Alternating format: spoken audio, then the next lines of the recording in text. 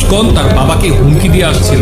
গতকালকে 7টার দিকে হাঁটতে বাইরে ছিল, একটা গাড়ি আইসা মুখে কি জানি করছে আর পিছে দিয়া আমার অপারেশনের জায়গায়, ব্রেন টিউমার অপারেশনের জায়গায় জোরে 2-3টা থাপ্পড় দেওয়ার পরে আর বলতে পারি না কি হয়েছে অবস্থা।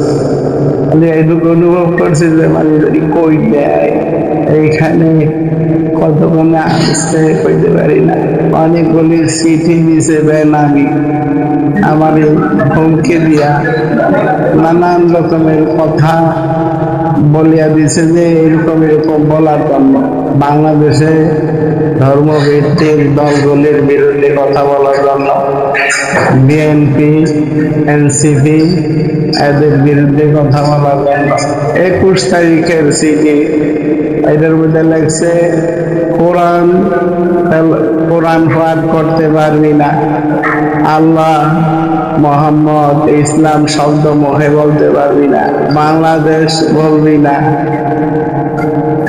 বাংলাদেশ নামক জারজ রাষ্ট্র এইটারে বাংলাদেশ বলবি না, পূর্ববঙ্গ বলবি। আরো অনেক ধরনের কথা। মুসলমান মেয়েরা হিন্দু ছেলেদের সাথে প্রেম করতে কোনো বাধা